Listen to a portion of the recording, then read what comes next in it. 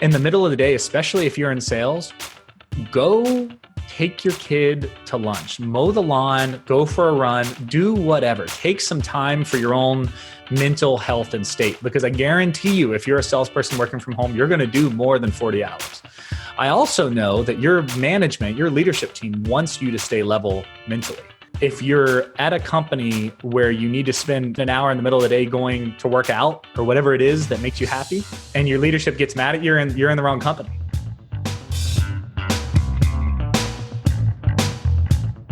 Welcome to the Modern Selling Podcast, where we help the entire sales community to create more sales conversations with today's modern buyer.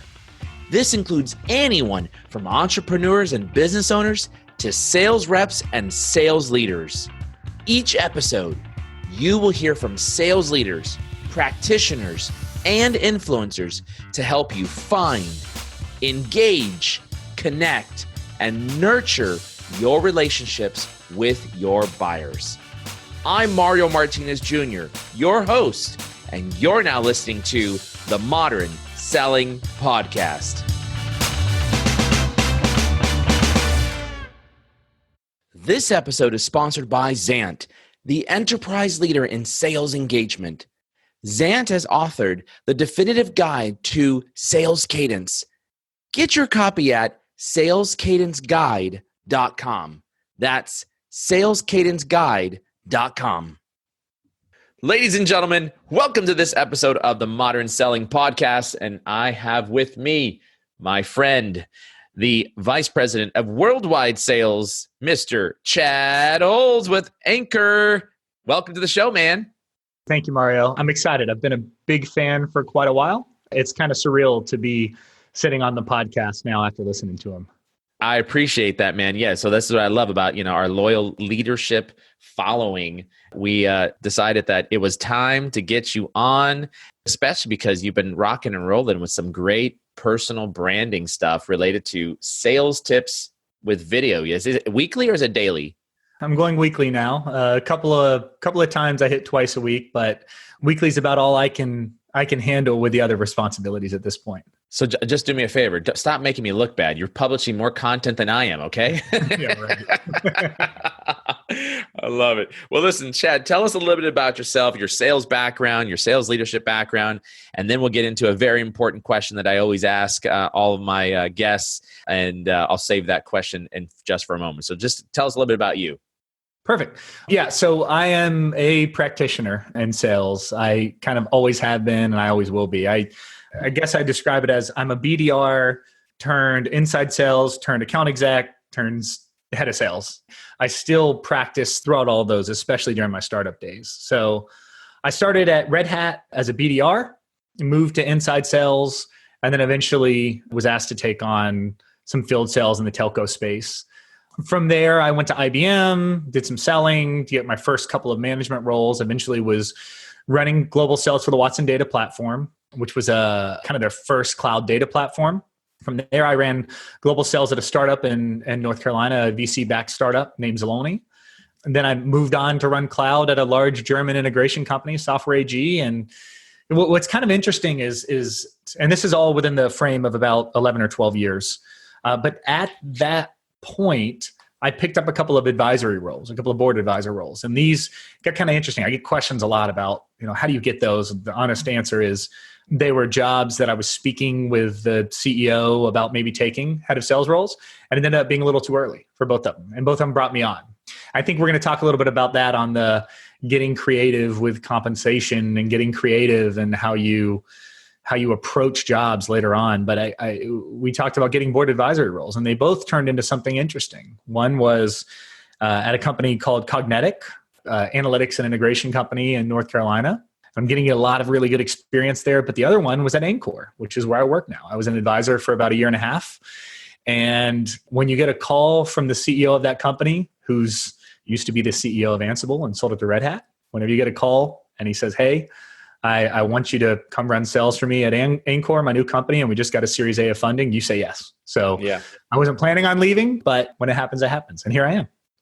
The best part about this is that we're not talking about philosophical ideas. We're talking about or the things that we'll be talking about today are from the trenches, from a leader who actually has practical real world experience. So let's spend a little bit of time talking about my favorite question. And I'm always interested in getting this answer from all my guests. I'm looking for something juicy, man. Tell us something nobody knows about you, even if they were to look at your social profiles. And I want something juicy. Oh boy. So I have listened to your podcast before a number of times, and there's a couple of paths. You keep on saying something juicy, so I'm going to give you the better one. Maybe I wasn't planning to give you this one, but here it is. Okay. All right. Now you got me on pins and needles, man. Yeah. So here's the one. A couple of my buddies will be very well aware of this one. So in college, I started playing poker, got fairly deep into it with a few buddies. And eventually by the end, we were paying for most of our room and board and food and other things by running illegal poker games for 60 hours a week. Wait, did you say illegal or illegal? It may have been the illegal flavor, but yes, we were running poker games. It was pretty amazing. And what's interesting is I was kind of thinking about it a little bit this morning. And if I look at our little crew of 5 people, of the 5, 4 are in enterprise software sales now. Most of them are in leadership at companies we would all recognize. And then 1 created his own restaurant that became the best sushi restaurant in Charlotte, and then he sold it. Kind of goes to show that those folks that you really gravitate towards, you're playing 60 hours a week of poker, you get to know people really, really well. If you stick with them and you kind of help each other throughout the years, you get this core group that now you couldn't separate us with a crowbar if you ever had to. So it's pretty neat. So the positive side of the story is that you paid for college with this, right? My parents paid for college. I'm not going to claim that. But a lot of the other things I paid for, yeah. Well, I'll never. The question is, do your parents know that this is what you were doing? Oh man. Oh, okay. or is mom and dad going to hear this for the first time on this podcast? Gosh, it gets way worse too. I've only got a few good stories in my life, and I can't give all of them in the first podcast. But let's just say that running the games ended at the end of a armed robbery on our game, and we stopped running them. Everyone was fine. Nothing bad happened. But the only reason I bring that up is I did not tell my parents about that part for years. And then finally one night I told them, and it was just amazing. Oh my God, if you would have told us, we would have gone nuts. They kind of knew that I was playing a lot of poker, but I don't think they knew that there was that much money involved. So, well, especially 60 hours a week. When did you have time to actually study is the question. So my high school girlfriend is now my wife, and we went to different colleges. So I studied really hard. I had very high grades, and I played poker, and that's all I did. That was my college, and I wouldn't trade it for the world because I got to, run a small business, and it can be the most stressful and the most, positive times for different people. So it was great. I didn't do a lot of the normal college things because I was running a business and I was working real hard in school. Well, that's an interesting segue because yes, stressful, and yes, different times, and yes, it created a different type of character in you, which is one of the topics that we're going to spend some time talking about. It's kind of a nice segue to move off of your illegal poker ring. Oh, God. I love that one. I haven't had anything illegal mentioned yet, but well, there it is. All right. Not anymore, though, of course. Of course, not anymore, right? We move past the youth. Move past that. I go to enough Vegas events that there's no need anymore. Exactly. But we're living in a very interesting time right now, and I know your company and our company is a virtual company. In fact, I think you work from home majority of the time, correct? Yes. Home or the road, yep, but rarely in an office. Yeah. And so the time that we're living in right now is really an interesting time because most sellers don't know and or have not experienced how to sell from home in a sales environment. So if it's okay, I'd love to spend a little bit of time talking about how to actually sell from home and some of the things that we need to do to be more effective. What do you think? Absolutely. That's an important topic these days. Especially given the times that we live in. And I don't think it's going to change in a big way. I think companies are going to realize, wait a minute, I was able to create economies of scale. I was still able to create an environment where people actually can sell and be happier by being at home and working from home and being with their families. So my question to you is first off, let's talk about motivation. Sometimes being at home by yourself could be very demotivating. How do you stay motivated? let's remove out of the picture the natural motivation that probably many sellers have, right? Like I think you and I, nobody has to motivate us to do something, but we get down too, right? Well, we get kind of low. How do you stay motivated and remove that element out of the discussion? That's a really interesting one on the sales side, because you're right. We do have grind. And if we didn't have grind, then we wouldn't have made it as far as we have and stayed in sales. But when you're working from home, you kind of go through a few stages. The first stage is, oh my gosh, I have this setup that I'm comfortable with. I'm in my own house. I've got the screen how I want it. Everything is just perfect. But then you fast forward 3 weeks and you've barely left your house sometimes. You know, if you're not on the road traveling like crazy, you sometimes don't leave your house for days. And that just starts to wear on people that are just naturally extroverted. Yeah. So how do you stay motivated? Over time, it's changed, right? At the beginning, it was just like, come on, Chad, just like do it. Like just buckle down and grind and do it. And it's almost a guilt motivator, but that doesn't go long. Guilt and fear are never long-term motivators in sales. So then it became, what are the things that I can do to feel good, to get that little endorphin boost? And what I've found, one is in the mornings when I start the day, I tackle the hardest thing I have to do. Even if I only have 30 minutes to tackle it, the hardest thing, the biggest weight on my shoulders, I tackle, because that weight gets super heavy and illogically heavy until you spend a little bit of time organizing how you're going to fix the problem, right? Yeah. So that's the first one for me, is do the hard thing first. Yeah, that's a valid point. I go back to, even in my work from home environment, as digital as we are, being a digital sales training company and not producing any paper, I still today use a notebook and I take all my notes in and I create my to-do lists. And usually I create that to-do list the night before, and I'm going through and I'm scratching off and I'm plugging away. I never prioritize the to-do list, meaning as things come into my mind, I'm writing it down all day long. And what I'm doing is I'm always looking back at my to-do list and I star what I need to do first, to your point, right? And I handle that. One of the other things too, I think about the whole concept of leveraging video from a prospecting perspective has its tremendous advantages, but even more so doing it internally, right? In a work from home environment. And that's where I think a lot of the collaboration companies like Zoom Video Communications has it right, because the centralized communication is not share my content, it's let's have a conversation. And that helps a lot. Like every meeting that we have internally to help other individuals stay motivated, every meeting that we have is 100% focused on video. Everybody comes with video turned on. And what you get with that is a tremendous difference between audio call versus a video call. Like we're seeing, like you guys can't see, but Chad and I are seeing each other eye to eye, face to face, right? And so we get to thrive off each other's body language, our vocal inflection, our modulation, our gestures, our facial expressions, all those things. And that actually helps to build that connection. And you almost feel obligated to do better because you know that the deliverable you have to an internal constituent, like I know people internally, like I feel like I owe them this, as opposed to you're just an audio line. Those are some of the things I think help us from a motivation perspective as well. The last 3 companies, the first thing I did was get Zoom implemented and turn it on in every video. It's just a rule. If somebody can't for whatever reason, that's fine, but it's a rule. I think, the other part to staying motivated for me is when you're working from home, you do have to find ways to take breaks, to interact with your family or your dog or your friends or whatever it is, because working from home can be difficult to separate. I mean, we've talked about it before, Mario. Yeah. At 7:30, I have a customer call me and say, hey, can you change this number on this quote for me? And it's like, oh yeah, I'll go do it right now. And you kind of jump up and you go do it. So I actually find some of the younger generation a little bit better at the work-life integration thing. Less of the work-life balance, like, okay, this is work and this is life. And what I've found is in the middle of the day, especially if you're in sales, go take your kid to lunch, mow the lawn, go for a run, do whatever. Take some time for your own mental health and state, because I guarantee you, if you're a salesperson working from home, you're going to do more than 40 hours. I also know that your management, your leadership team wants you to stay level mentally.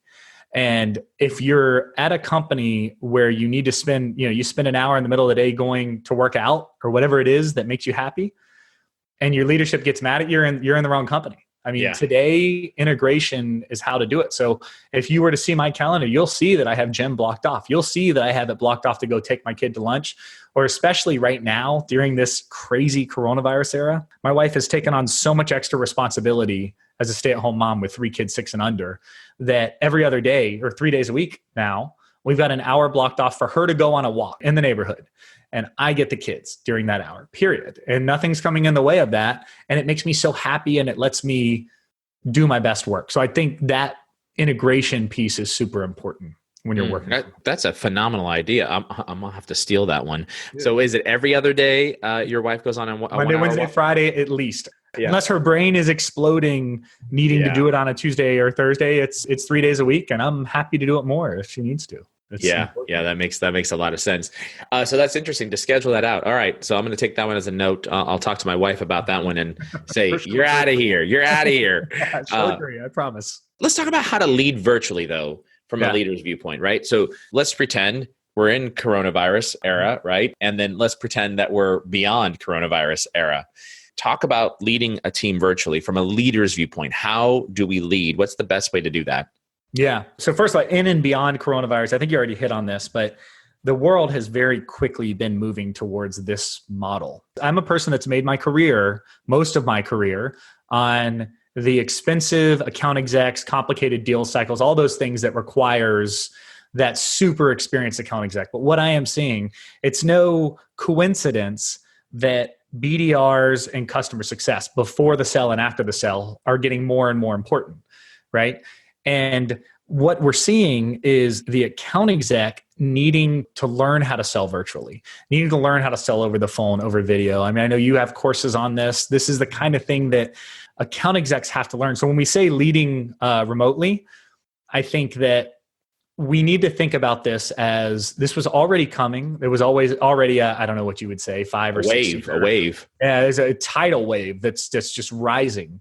But this will accelerate it. So how do you lead virtually? I do think, especially if you've just made a quick flip over to this virtual sales leadership thing, you have to recognize that your reps, whether they were used to going into an office every day or they were used to being in a customer lobby every day, they thrive on that interaction. And you have to facilitate it. Do not expect that they are going to self-regulate and set up Zoom calls and set up areas to bounce ideas off of people, because all of those little things, they're at the coffee shop in the airport and they're talking to somebody else.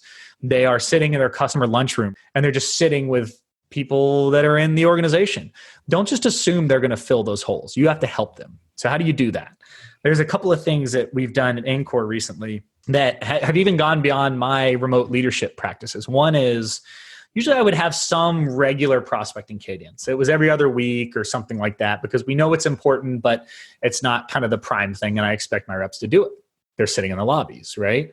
Well, now that's not happening. So every Tuesday and Thursday now we have a prospecting call where we sit there for an hour and we just kind of spitball ideas of how do we get customers, more customers interested in our stuff. This isn't necessarily with marketing. It's not your normal sequences. It's what are we going to do to take some responsibility. Another one that I really enjoy is just coffee hours with your team, a couple of days a week. You just have 30 minutes on the calendar. It's not like you have to worry about them being, again, in a customer lobby and they're going to say no. You're sitting down and you have coffee and you just talk. And it really feels good. That personal connection that you said on video is absolutely critical, especially to people who are typically extroverted. Love those suggestions. We have a few of our own, and you nailed actually some of the things that we're doing as well. In fact, I just published a blog article on how to welcome remote sales team members or team members to a company or a virtual team member. And it's a blog article that published here at the beginning of April. And what we do is we actually do a welcome receiving line, but it's all done virtually. So the idea came from, I found it on social. It was a company that a brand new rep, this was about a year or so, maybe 2 years ago. I don't even remember the company name. All I remember was the impact on the video. A company had a new employee start, and 250 people lined up the hallway from the front entry door all the way through around the office where the individual had to go to be able to start their day for the first time. opened the door up and everybody started clapping and they were like, oh my God, what Oh, happened? that's so cool. And, That's so cool. as the individual walked down, people just kept putting their hand out to let them know, keep on going.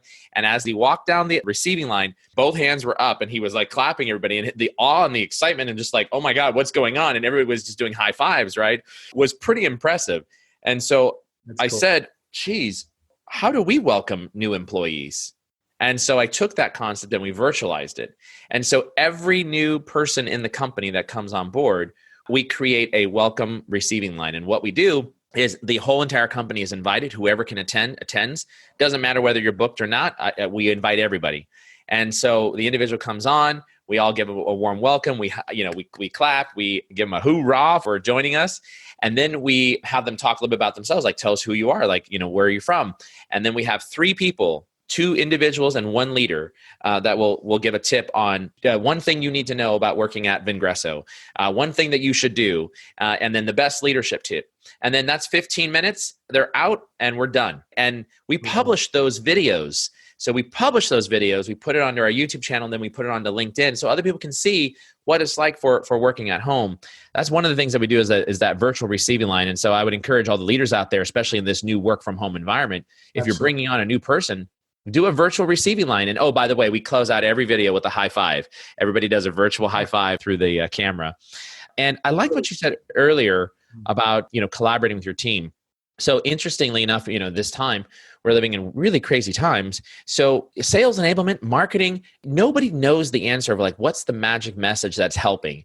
So what we're doing now is we're collaborating on a weekly basis on messaging.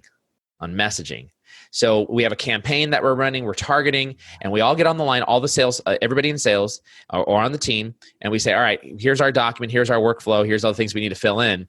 Let's collaborate. What's the best piece of content? What should we say? And we actually all write it together based upon everybody's input. And we use it, and then we start tweaking it based upon the results.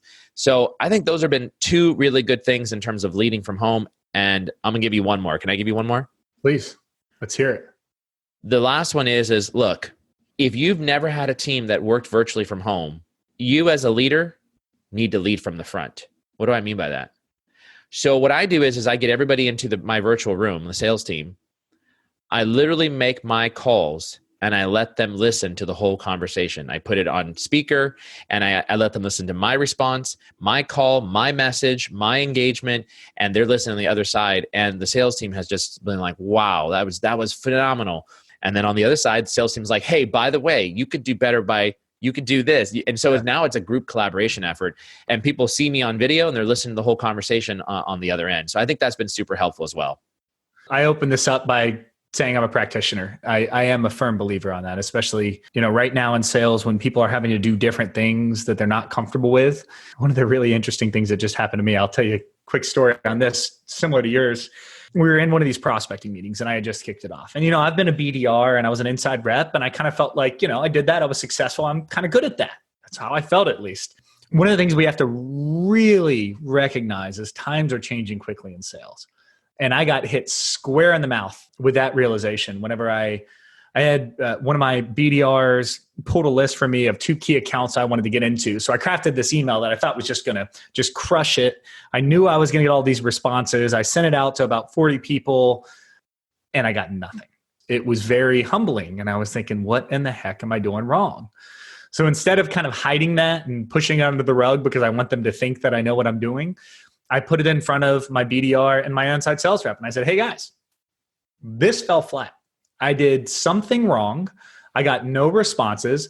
Do you have any suggestions? And, it was quiet at first. I'm like, no, seriously, I need suggestions because this is our new world. Yeah. And then all of a sudden they just lit up, right? It was my first sentence didn't have the meat of the conversation in it. Like I had messed up the first sentence and it was too long and I didn't do this. And I had a link in there that made it look too marketing. And all of a sudden I had this short, beautiful email that I could honestly say if somebody sent it to me, I would have opened it. I wouldn't have opened my first email. You got to put yourself back in the trenches right now because your reps are going to be dealing with a much different world than what you are used to, especially now. Yeah. Yeah. Now this one, this one's a funny one. I'm getting this a lot and I'm curious to see how you're dealing with this. Family disruptions. You remember that video? I can't remember. It was The news reporter. I bet you're going to news report. Yeah. Yes, yeah. Where yes, the mom came in, she slides on the ground and she pulls out the baby. that I'm surprised that video hasn't taken off again viral. I haven't gone viral again. But we're dealing with those types of things where the kids are coming in, the disruptions. I'm in my office and the kids are banging, rah, rah, rah. They're in a fight, and all of a sudden, and then you hear something being thrown and you crash. So I've been getting a lot of, I'm so sorry. Can you please hold on one second? I'm sorry, my kids. Can you please forgive me? I'm getting a lot of that. Yes. What do you say to that as a leader when we're dealing with family disruptions and working from home? Oh man! Is that, by the way, is that the new normal? Yeah. You hit such an important point here. First of all, we are in a pandemic. Things are changing, and it's changing for everybody. Everybody is having to work from home. Everybody is turning on their videos now. It's something that customers are used to. IT organizations are used to. Marketing, everybody's doing it now. It's not just the typical subjects. The first thing I'll say is don't apologize because it's happening. Even more, never apologize because you think it might happen. I'll tell you that so many calls that I've been sitting in on, the first thing is somebody saying, hey, just so you guys know, I'm sorry, but I might have somebody walk in and they might, first of all, we got it. Everybody is in the same situation. Never apologize before because you've just framed your conversation that something horrible is going to happen. Yeah. And then when it does happen, embrace it. It's awesome. Your dog just jumped on your lap. Your cat is typing on your keyboard and hitting enter, and it wrote some crazy thing on the screen. That's kind of awesome because that vulnerability right now is we all feel vulnerable right now. So just embrace it with confidence and you will put everybody else at ease because we're all scared of that right now. Just make sure you tell everybody when you're getting on a conference call, if you're in an open space, that you're on a virtual call because you don't want your wife walking out in her her towel and towel up in the air. That's happened. That has, and don't stand up if you've only put on your dress shirt. And yeah. That's a good one. I had that one time a few years ago. I had a rep on an internal call stand up, and he had only put on his underwear shirt. So yeah, underwear. Well, it does happen. It actually does happen. And I think sellers need to be thinking about this, and same with sales leaders as well. I have a 6-year-old and I have a 9-year-old, and I think both of them are as cute as all anything. And so the 6-year-old always is coming into my office while I'm on conference calls. Now, I don't think I have a picture, but they usually, if they're trying to play video games and they know I'm at my most vulnerable point, right, where my wife is not around and I'm on a call, and they're going to come in and sneak in and ask to play video games. But the best part is they'll actually draw a picture, right? And they'll draw a picture of a stick figure, and then he has a video game controller and the buttons for the Xbox, and then he's got a yes or a no. So I'm usually talking like this to the camera, and then I see him trying to wave me down. So then he'll hand me his picture and I'll look over.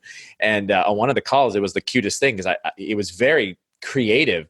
And I looked at this picture and it was yes, no. And it had a picture of the Xbox controller and him. And I said, guys, I'm so sorry. It was a customer call. I said, I'm so sorry. I got to introduce you. I told my son, I said, come on over here. And they're like, oh, how cute. And I was like, I got to show you his picture. So I held up his picture, and everybody started laughing because he was trying to discreetly ask me if he could play video games without bothering the meeting. And I tell you, those are the types of things that actually win people over from just a pure connection standpoint. Right. It's human. It's human. It's okay to be human in this time. Yes. I'll tell you what, whenever your son or daughter is ready to jump into the sales world, you just let me know, because that's brilliant. And I'm sure we'll have spots on our team open for somebody at 9 that has content creation and manipulation all figured out. Oh, that's a good one. I never thought of it that way. That's exactly right. Content creation and manipulation. Yeah.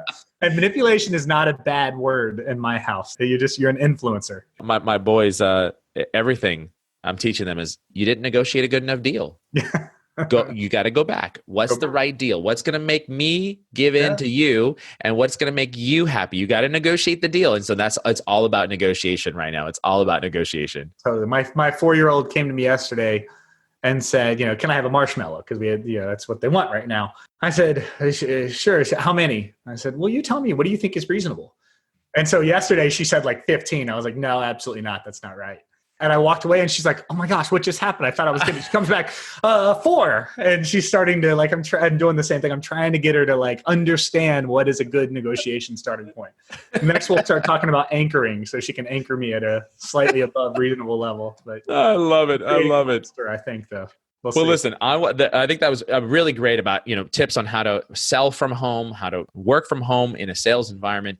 I want to switch gears. You had a really phenomenal video that I think got a lot of play, and it was all around, and it was some tough conversations, right? It was about how to maintain work-life balance in this work from home environment. Now, you touched on it a little bit, and you have a very specific saying about something about it's your fault about something. Now, I don't want to talk about that just yet. I want to save that thought for after this important message from our program sponsor.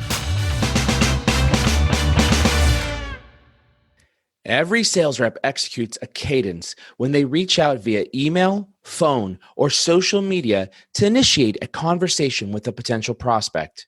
The art of a cadence is determined based on a myriad of factors, fueled primarily by a sales rep's intuition regarding the company and contact that's being pursued. However, there are a lot of questions that aren't always clear when initiating a conversation and creating a successful cadence. Zant has authored the definitive guide to sales cadence. This ebook answers questions such as, how many times should the rep attempt to contact? How long should the rep wait between attempts? What methods are most effective, and more. Download your free copy of Definitive Guide to Sales Cadence at salescadenceguide.com. That's salescadenceguide.com. And now back to our program. Okay, right before that break, we were talking about selling from home, learning to sell from home, what leaders should do. And then we talked about this work-life balance. And you brought some tips on about what you do with your wife, the 1 hour break every other day, which I thought was a great idea. And that's something I'm going to do. But you also published a video about if family life is suffering. Yeah. Talk a little bit about that. Somebody that I was mentoring, he asked me to go to coffee. And, usually these conversations are around how do I prospect or how do I get the next career job? Yeah, how do I do something more tactical? But he said, my big fear right now is that I have an awesome opportunity to move from this inside sales role I'm in to this outside sales role that I've always wanted. But I now have a 6-month-old baby, something like that, a really young baby. And I am terrified that I'm going to lose touch with my family if I take that job. And it just kind of flew out of my mouth. And I said, it is your fault if your family life suffers because you're in sales. Because you have control, especially if you're in field sales, you have absolute control of your calendar. You have absolute control of when you do what. And if you are not taking the time, like what we talked about earlier, to spend time with your kids, if you're not taking the time to spend time for your own mental health, if you're working all night and all morning, it is your fault. Because as a sales leader, I will tell you the last thing in the world I want, even if I wasn't being a kind sales leader, I was just being pure capitalistic. The last thing I would ever want my sales reps to go through is feeling like they're absent from their kids, because that's going to affect your performance, or having to go through a divorce or something else. And when that happens, when you look at the folks that sales has kind of crushed them, usually it's because, and they'll tell you the same thing, it's because they didn't put enough focus on keeping their family life healthy. It's the same with organizational health. Putting family life or whatever's important to you outside of work as a top priority is the best thing you can do for your company, for your job, for your quota. Now, we talk about this all the time. We know this. We know this information. I know this. You know this. Yeah. But what's the first step to fixing this problem if you have this problem? It's a little easier when you've got a 5-year-old to know the first step. Because one of my kids, oh gosh, I saw a quote online and it said, your kid can't come to you and say, I had a hard day or somebody was frustrated me. They say, will you come play with me? It just kind of hit me. And I've got a 5-year-old who says that kind of thing, right? And my 6-year-old does it too. Dad, will you come watch me do this gymnastics routine? Making a practice of saying yes. Like as much as you say yes to your boss and your customers, just try. And if it's a minute, Who cares? Just do it. You will feel so good about yourself. To me, that's the first thing that came to mind, because it is a very tactile thing. Like I see it happen. She asked me, or my son asked me, and I do it. The other thing is those rules we talked about, scheduling time for your spouse that they can go have their own time. But I also have rules that unless there's something very abnormal, I am going to stop at 5:30. Now, I might start back up. Oftentimes at 7:30 or 8, my wife watches one of her shows that I just don't want to watch. I do not like. And absolutely, I'll pull up the computer then and do it. I mean, you talked about recording videos. I don't do that during the normal work hours. I either wake up really early one morning, or I do it at night, or I do it over a weekend.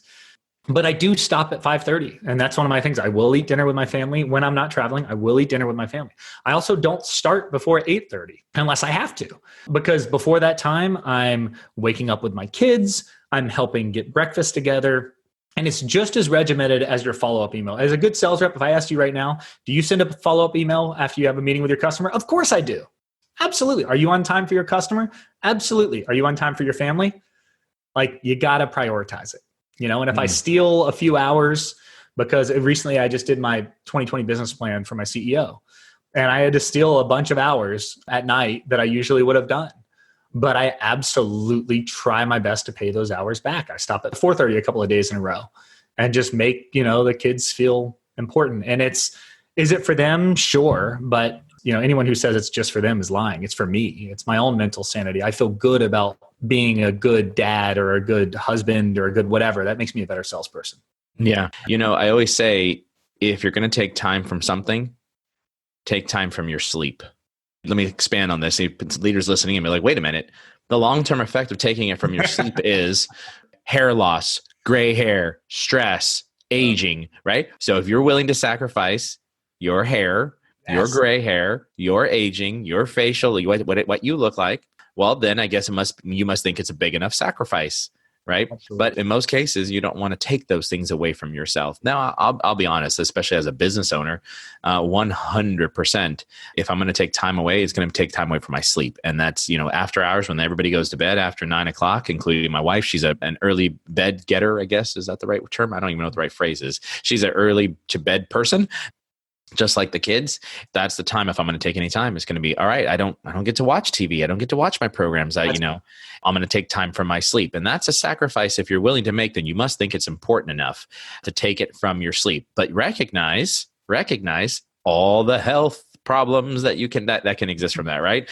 So a lot of challenges that can exist there. So I think those are valid points. If it's suffering, it's not because of anybody else but you. It's your fault. Nobody else wants you to. Nobody else is going to make you do it. You have set it up in the wrong way. And I also have to say, everything is salvageable, right?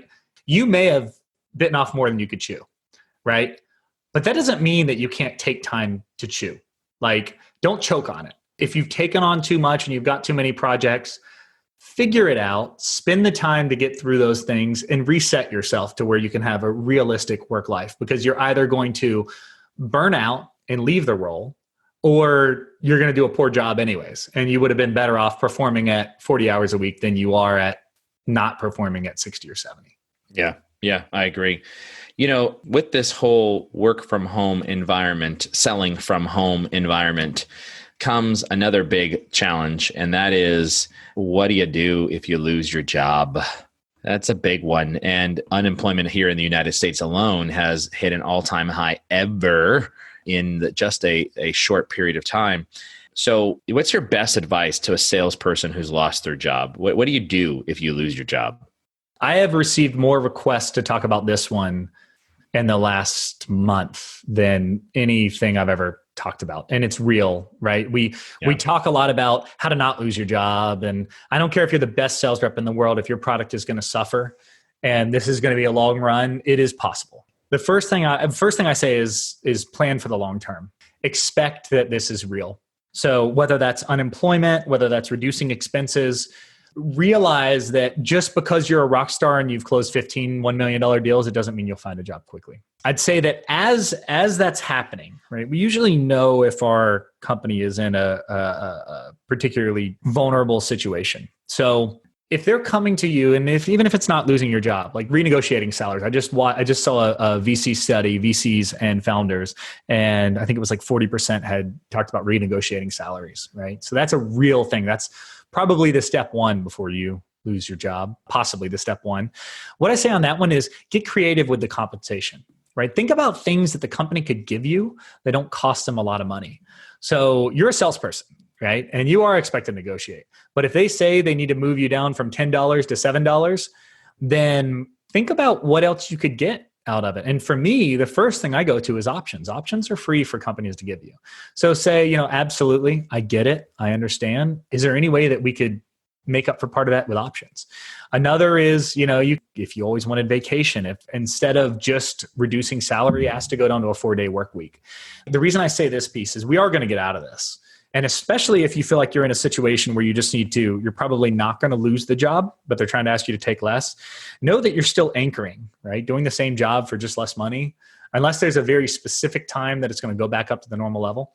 It's a good thing to anchor with options or something else. So they're likely to pull you back up. Now, what happens if you actually lose your job? The first thing I'd say is think about what industries, what jobs are still doing well. Because there are a lot that are still hiring. I have a few people in my network right now that are hiring BDRs. This is still happening. So figure out what those are. Next thing is create a list, just like you do for a prospecting thing if you were going after customers. Create a list of people that are either in those companies, created to those companies. Go onto LinkedIn and look at the people that are involved. So if your dream job is going to work for Zoom, I know Zoom's hiring right now. So those are interesting conversations, right? And then reach out to those people, have the conversations, and do it as quickly as possible. When I say plan for the long term, don't just expect, hey, I've got like 6 months worth of salary put away because I've, really planned well. I'll just kind of sit back and relax. The earlier you can get to those influential people in your network, the more you're going to get FaceTime early on, because they're going to have more and more and more people coming to them. So I'll say the earlier, the better. The final point I'll say is, don't have any concerns about quote unquote stepping down a level in the roles. So if you're in key accounts, don't be afraid to go down to SMB or inside sales or B or whatever it is, because I get it. We work on our career arcs. We want a really good story to tell from the beginning to the end of how we were always moving up and to the right. But like we talked about with video calls, and times are different. Right now, times are different. And if you have a funny jump or maybe a funny drop in your resume and I see it, I'm going to get that it was March or April of 2020. Yeah. I mean, it's like, all you have to say, this is anything. Look, mortgage, credit cards, bank loans, anything right now, job loss. What happened? What's going on?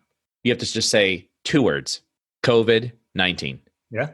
That's it. Got it. I got it. By the way, if you're a horrible salesperson and you get let go, you can still use COVID. Heck yeah, I would. I absolutely would. Yeah. I recommend that if you weren't performing well pre-COVID-19, that you probably think about, going into customer success or marketing or something like that. You may have got out of a jail free card, right? But COVID-19, that's all you have to say. And I love the way you position that, Chad. And that really is run this as you'd run any other sales campaign. You create a target. You look at that particular list, you look at who do you know that can get you inside there, and then you turn around and you find those opportunities. And if you have to take a step down, well, then you have to take a step down. And that's kind of what you have to do in this time, especially if it's that urgent, right? And if it's that much of a requirement. Yeah, don't let your pride get in the way right now, because I promise after a month or 2 months of your pride getting in the way, all of a sudden you're going to realize you should have done it before, and you will have lost a couple of months. You cannot let your pride get in the way right now. Yeah, absolutely. Makes sense. Love that. And the other thing I would say is as best as you can, maintain relationships that you've got, right, at the previous companies. And when you leave, here you go. Here's the last one I'll say. When you leave that company, ask for a LinkedIn recommendation from everybody that you worked with or worked for. Build up those LinkedIn recommendations, because they speak 1,000 words when they see that you've got, a solid list of recommendations for people. You don't even need outside references at that point, because the leaders can see who is all recommending you, who you are, and what you're all about. It's so true. It's funny you bring that up, because 2 or 3 days ago, I was having a conversation with one of my mentors, and she's looking for the next, big role. And this is somebody who's got 20 years of experience building sales teams for companies that have made exits. Just one of the strongest sales leaders I've ever known. And she went into an interview for a very big role at a company we would all know. And she was talking to the recruiter. And the recruiter said, if you want this, before you go in front of this CEO, you really should try to get more LinkedIn recommendations because it's not showing on your resume. And she's sitting here thinking, I've got 20 years of crushing it. And, I've been featured in all these different areas and these publications. And now I need LinkedIn recommendations. Wow, this is really a thing. And it is very valuable because when I look for folks, the first thing, I'm going to pull up their LinkedIn. I'm going to scroll down to see if it looks like any kind of relevant experience. And I'm going to go straight to the recommendations and find out if there's any there and what they say about the person. It is kind of shocking how accurate those end up being. Now, you're never going to get any bad reviews on there, but someone saying this person's a great sales rep versus them saying some glowing review about their integrity or how great it was to buy from them, customers. I'll say, I do want to give one tip on that though. For recommendations, I always recommend the other person first. So if the first thing I try and do is if I respect somebody, I'm going to put a LinkedIn recommendation on there. And then I am going to ask them if they're comfortable doing one for me. So don't feel like you can't ask. Definitely ask, but make sure that's reciprocal as well. Your odds of getting that recommendation shoot through the roof. I've done it with customers as well. Ones that I've sold to that I really know well. And I know that we've had a good relationship. I'll put a recommendation on there and then ask them if they're willing to do the same for me. And maybe 1 out of 3 have done it. And now I have a handful of customer recommendations. What I would say is, especially when we think about our selling with LinkedIn sales training, we actually talk about recommendations. Yes, you could do that just from our training program. You don't have to though. Right. And as an example is I've got 128 recommendations that I've received. I've only given like 35. So agreed. Don't feel like you have to reciprocate. Yeah. Yeah. I mean, like what you don't want to see is a recruiter or a leader is going to look at it and say, oh, you've got 100 received and you've given 100. Okay, so you basically, you bought one, you 1 for 1, right? For us, it's very organic and authentic. Ask for the recommendation. And if they want one from you, then sure, no problem. They can request it. That's no problem. And we actually have a script that we use in our Selling with LinkedIn sales training program for recommendations. We always recommend that you use at least 3 words that you want to be found for. Because you may not know this, leaders and or reps listening in.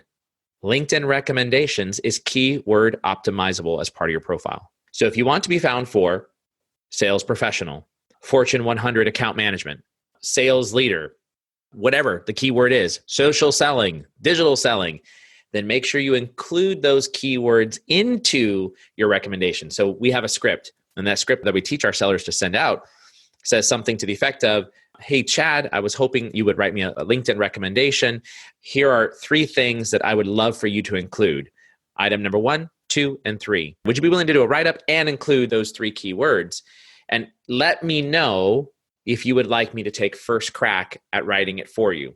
Now, if you think about the 128 recommendations that I've got, about a third of them I had to write because the executive was just too busy. Right? So it's okay to write your own recommendation. You write it, they're going to ultimately get it and edit it and then post it. That's what they're going to do. So keep that in mind. Make sure you make it keyword optimizable for what you want to be found for is my recommendation. That's really cool. Yeah. Sometimes learning how LinkedIn handles different pieces. I mean, you give me all kinds of advice on LinkedIn in general. And that's where you can't learn that on your own just by being a rock star seller. You're not going to be found if you don't understand how their algorithms are finding people. So that's really good advice. I like that. Which is another reason why people should buy our Selling with LinkedIn sales training course. All right. That was my shameless plug for a direct pitch on Vingresso. That having been said, Chad, what's the best way to get a hold of you? Is it through LinkedIn? Is it through Twitter? What's the best way? LinkedIn is probably the primary. I am active on Twitter. I'm on LinkedIn. I'm on YouTube. LinkedIn seems to be the one that kind of took off. So for now, LinkedIn's probably the best way. Yeah. So we'll make sure we put it into the show notes, but it's Chad Olds, Olds. If you look him up on LinkedIn, and make sure you tell him you heard him on the Modern Selling podcast. And Chad, my final question, all-time favorite movie, what is it? Oh, this one's predictable, man. It's Rounders. It's Rounders because my college life was so much fun in the poker world. And there's a whole lot of parallels between that movie and some of my buddies in college. So definitely Rounders. I got it. All right. That's the first time we've had it on the Modern Selling Podcast. For all of you listening in right now, make sure you connect with Chad, send him a personalized connection request, say you heard him on the Modern Selling Podcast, and don't turn that dial yet, because we have this very important message for you right now. Zant, the enterprise leader in sales engagement, has authored the definitive guide to sales cadence. This ebook answers questions such as, how many times should the rep attempt to contact someone? How long should the rep wait between attempts? And many more. Download your free copy of the definitive guide to sales cadence at salescadenceguide.com. That's salescadenceguide.com. Thanks for listening to the Modern Selling Podcast. Please do me a huge favor and give the Modern Selling Podcast a rating and review on iTunes. I would appreciate it. Also, if you want to easily find our show, just go to themodernsellingpodcast.com. Hey, since you'll be on our site, be sure to check out our Modern Marketing Engine podcast hosted by my co-founder and CMO, Bernie Borges. Thanks for listening in, and until the next episode, good selling.